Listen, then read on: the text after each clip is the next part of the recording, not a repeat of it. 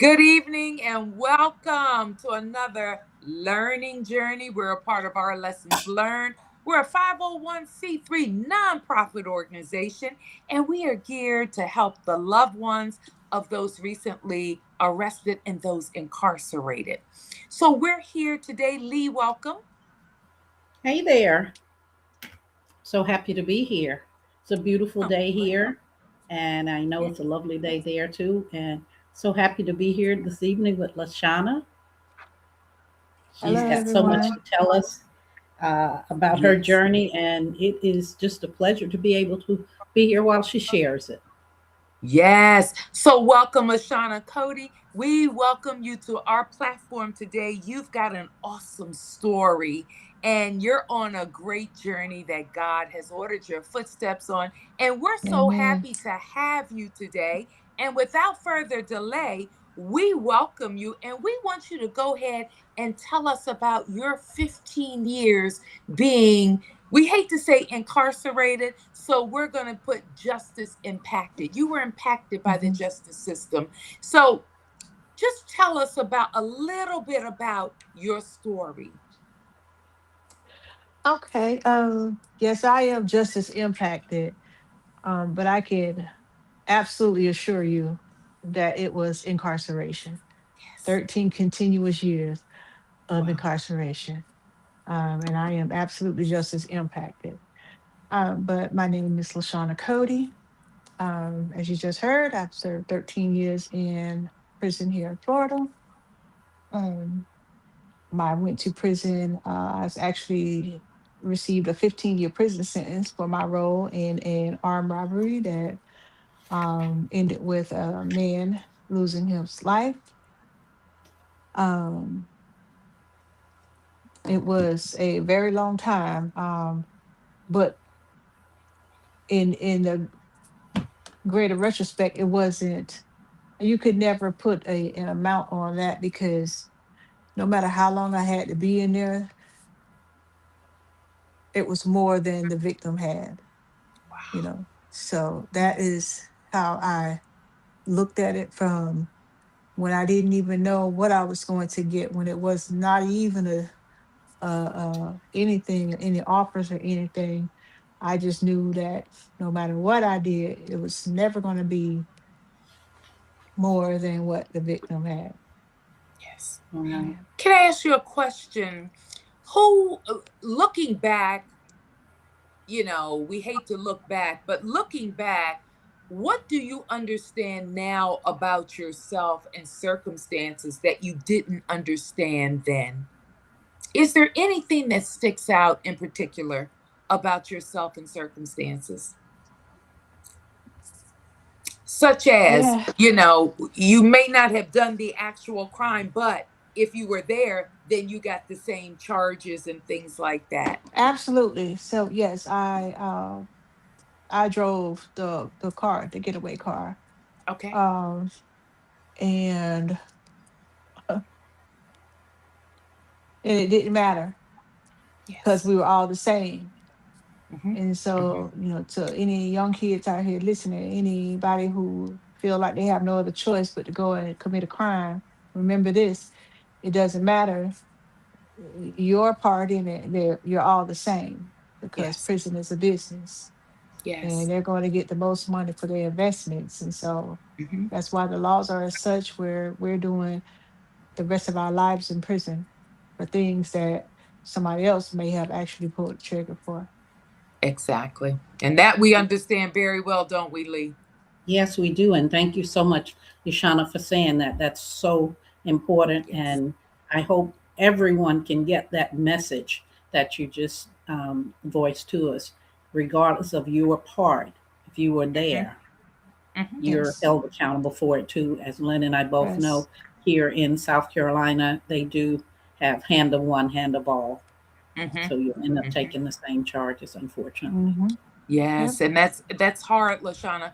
Let me ask you another question. The reality of your years in prison, what was the hardest part of spending all of that time in prison? The hardest part for me the entire time was me being without my children. Yes. and worrying and wondering what was happening to my children without me there to take care of them and to protect them. That was my constant prayer, is that that Lord, you just let me survive this to go home and be with my kids. That was always my prayer. Yes. Another question I want to ask you, when you were arrested, the time before you were sentenced, what was that like? Was a bail, were you held without bail, or I'm gonna let you tell that I story. had I didn't have a bond. We thought that I was going to get one because of my role. I had a paid attorney. Uh, and I was confident in, oh, we're going to get you a bond. But I tell you what, nobody can't guarantee you that.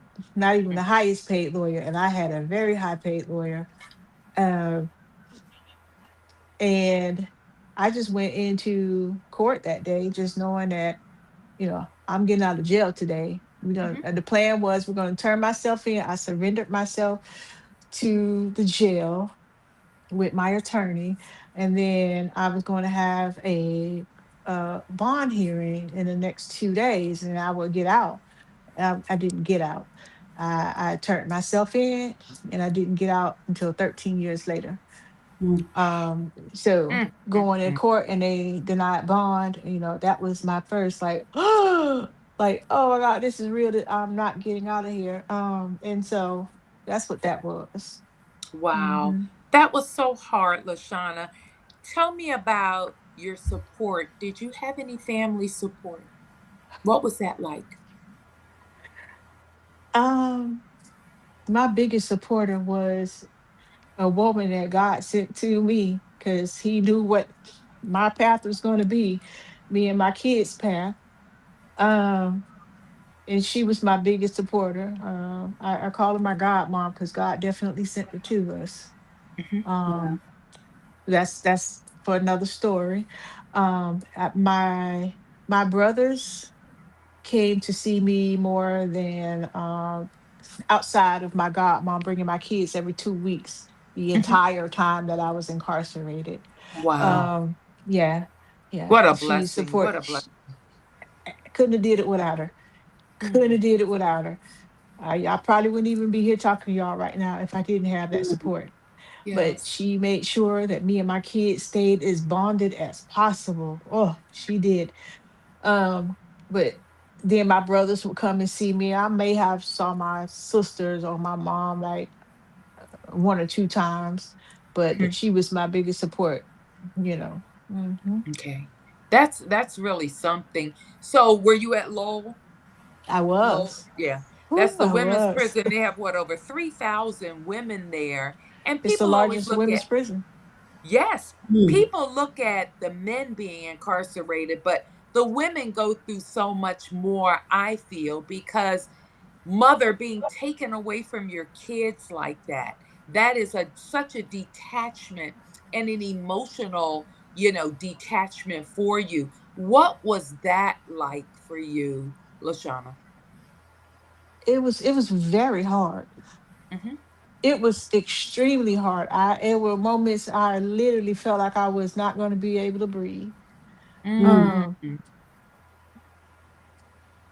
I mean, my babies, and Yes. then so it took my breath away many, many, many times. And when I allowed myself to go there, because in order for you to serve that amount of time, there's pieces and parts of you that have to go away. They have to pass on, or be on temporary hold until you complete this.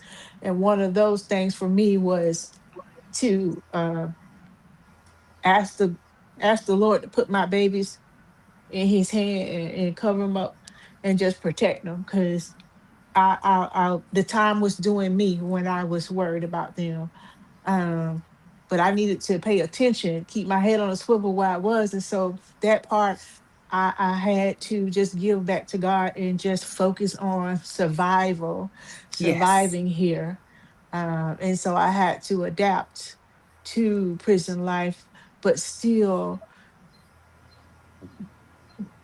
hold on to that little girl that was inside of me who wanted to be a lawyer because she was smart and who wanted to play the violin in the orchestra. She was always Oh, there, wow. even when I was going through the stuff that I was going through before I even grew up. She was always there, and so she's still here. And how to make sure that that never went away and Yes. survive that time. Yeah. Yes. When you got sentenced, what did anyone step in and say, I have your kids? Did you have that, you know? My godmom had my kids. Okay, good. Good. My godmom had she had my kids. She had my kids for it wasn't long that she had them when I went away, when I went to jail.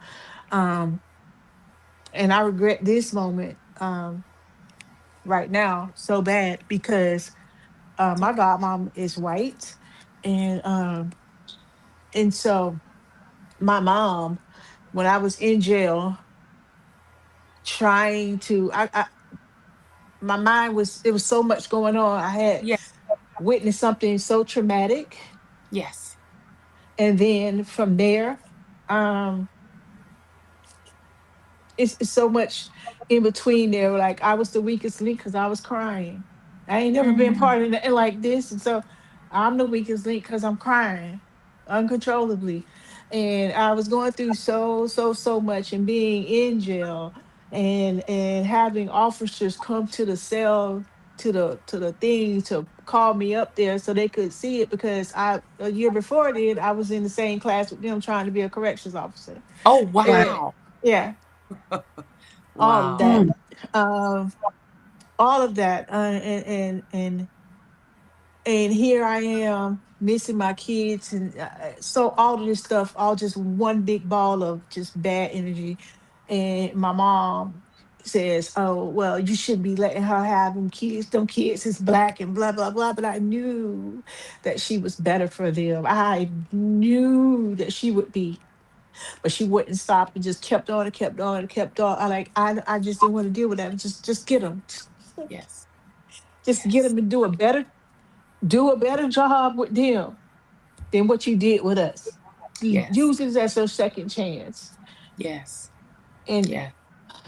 and that was the worst mistake I made outside of the decision to drive that car that night. Mm. Yes. Was turning around and letting her get them, because our relationship now is just, I literally I have recently had to put them right back here in God's hand and ask Him to do this again for me for this next journey so that we all can walk in His purpose for our life. That's And the that's best so thing to do. important. Sometimes we have to let go and let God. Hmm. And sometimes It's we've not done all we easy. can do. It's not easy. It's It's not not easy. easy. And I'm sure your story is, I've heard your story, parts of it, and you got not a book, you got a screenplay. Okay. Because Mhm. it is riveting. I mean, it's something that, you had to go through so much, and we're only Mhm. on just the little bits of it. Yeah. But, when you really look at what you went through, and it's okay because you're in a safe environment here. And Hmm. I'm sure that your story is going to help so many other females out there, not only females, males, because there's Yeah. so much and Parents. you never expected this. But when you were in prison, Hmm. what was the turning point for you where you had to survive? As you mentioned, you had to survive. What was the turning point when you started getting motivated and you had to change your life in order to survive? What was that like? For instance, did you have to fight your way through?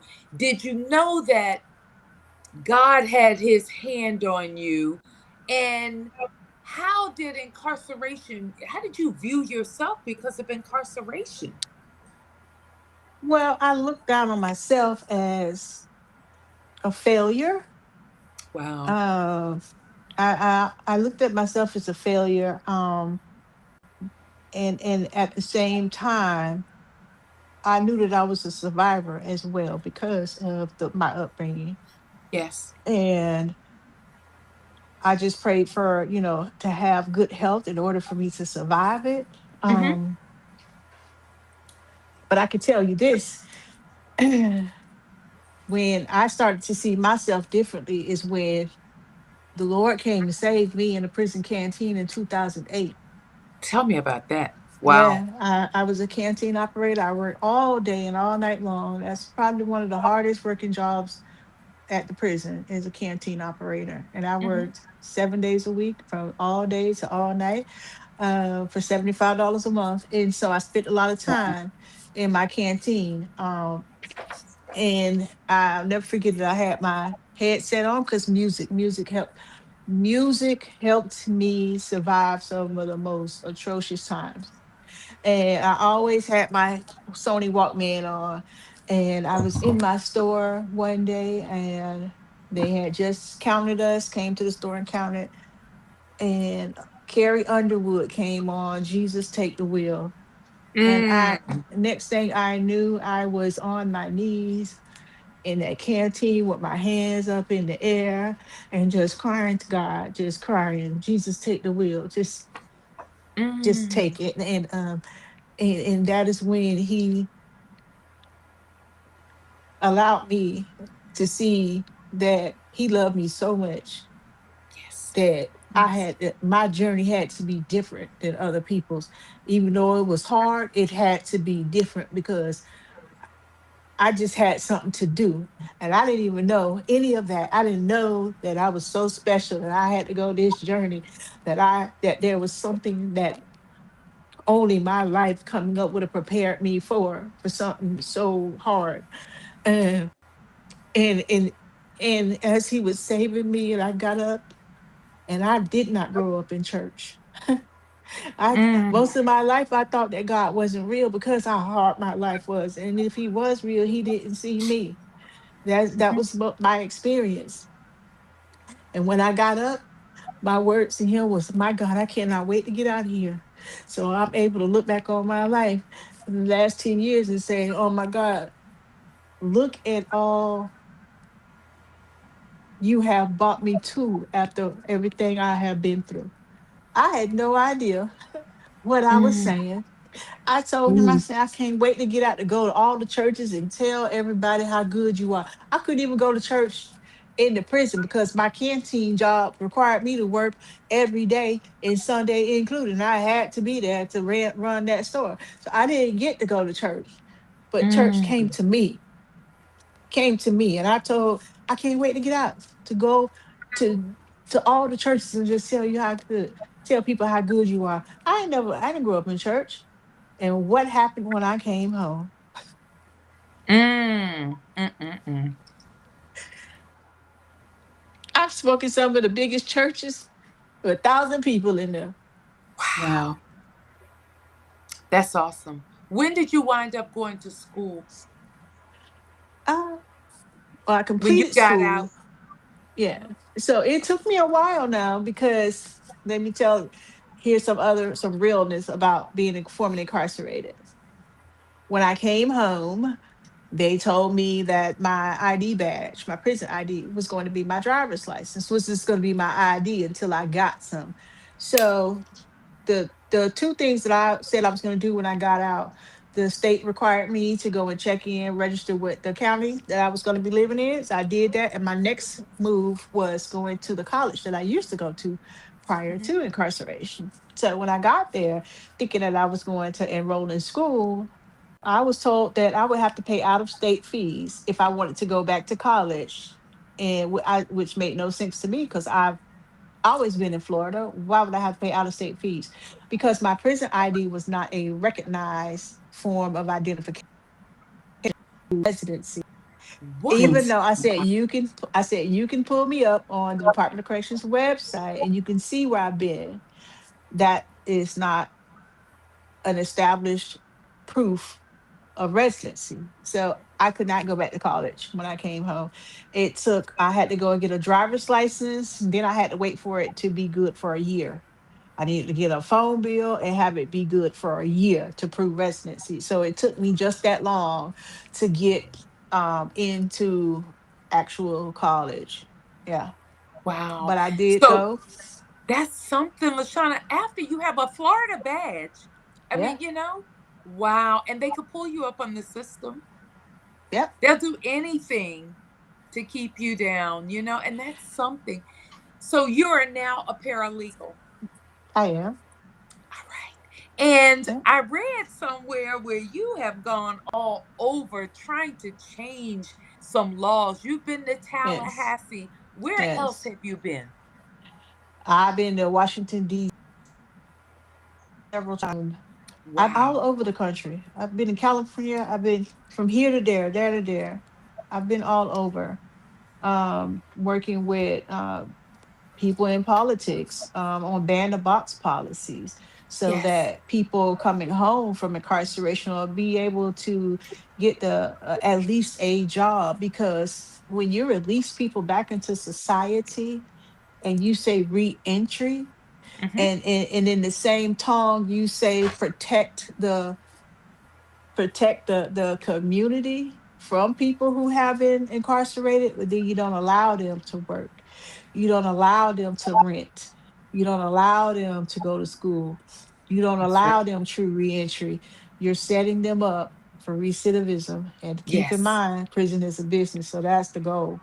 And while you're Hmm. telling people that we're doing these harsh laws that's going to lock up somebody who was in a car with somebody who shot somebody for the rest of their life to protect you. But then you have people that are getting out of prison each and every day who want to do different, who have learned their lessons, who Yes. just want to work half as hard as they worked in prison for free for a payout here and just get somewhere to stay, because prison is an experience that if you survive that, you'll never want to go back again.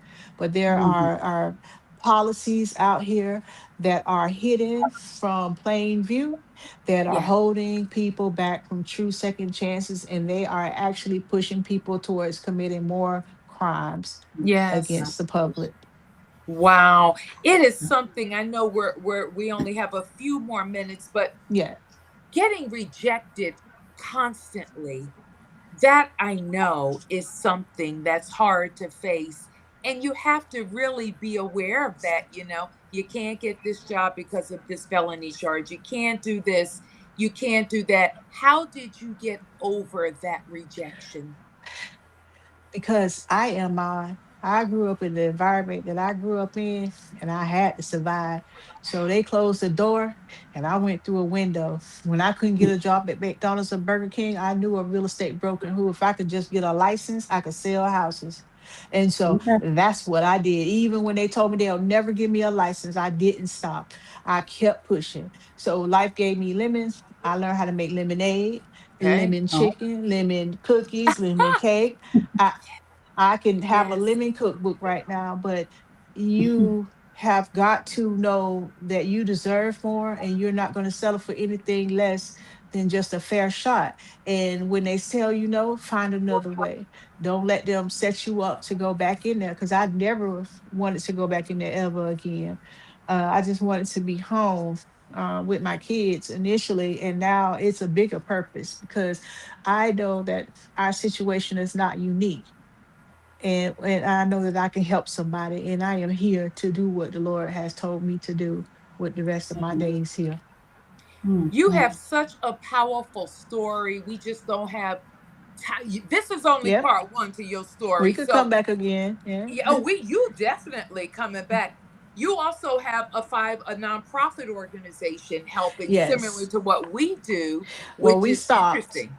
Yeah, we that was on hold. COVID came and shut that down, and then there was just some other things that also halted that. I needed to be healed. Yes. I came out running fighting what I've always done all my life, running and fighting. And now I'm fighting this system. Now I'm fighting, my kids are rejecting me, and life is rejecting me and everything. And so I was just running until my daughter's words stopped me, cold, and then COVID, and everything else happened.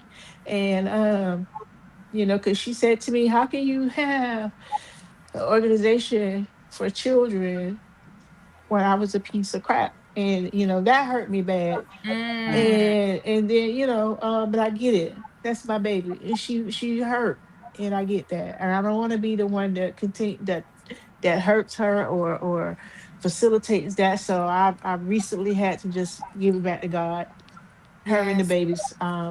And so I need to get back on that. But I needed that time to heal, because that's one thing I realized. I did not know that I needed to be healed. I didn't yes. know that I could be healed.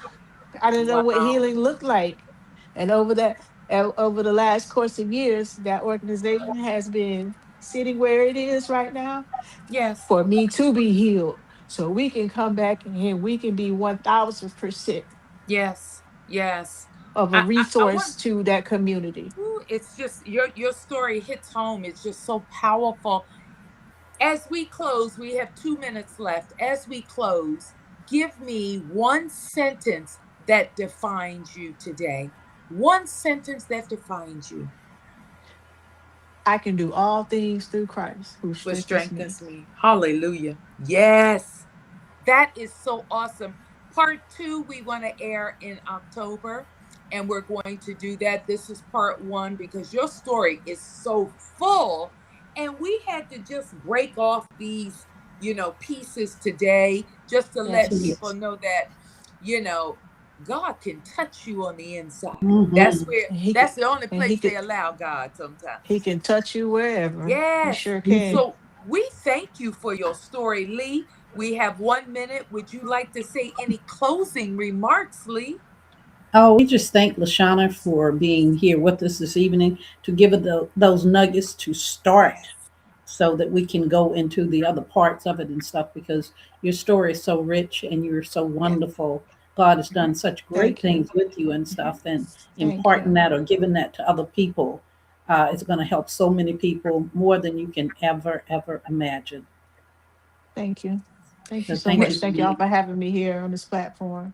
Thank you. What is one word of advice, just quickly, one word of advice you would give to the loved ones if they have somebody who's incarcerated? Oh, be patient, Be patient. Got you. be understanding, and it's going to be ways that you're never going to understand. But in those times when you just don't understand and you can't understand because you have not experienced what they have went through, that they may not even be able to talk about it anymore because it was so horrific. Yes. Please just give grace and mercy. Don't let it break y'all apart. Grace. Yes. That is so awesome, and I love Mhm. that. That is just powerful for the caregivers because nobody knows the journey until you've traveled it. So, That's Lashana, right. we just thank God for you, and we thank God for Him allowing you to tell this part of your story because your story is going to help somebody else. So, we ask God to continue to bless you and motivate you on Yes, thank this you, Lord. life's journey. And in October, we are inviting you back. You're going to be our first show in October where we're going to Okay. have part two. Okay? Okay. All right. So Absolutely. we thank you all for being with us today. This is a journey like none other. That's why we call it the learning journey because we're Mm-hmm. all learning on this Yes. journey. And if your loved Yes. one is getting ready to be released, please be there for them. Coming back to society has its own challenges. They don't need to be rejected by their family. They need you to embrace them.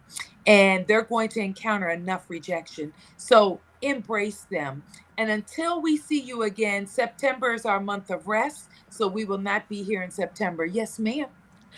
And before we go, it is so important that My message is also for the person returning back to that family, that Yes. they all also have went through things, and they need to give that same grace and mercy and understanding so as not to fracture Yes. a something Amen. that could be a That's perfect. significant. Yes. Well, until Hmm. we see you again, that's excellent advice. We thank you again, our month of rest, and we will see you in October with Lashana again. I will see Thank y'all you.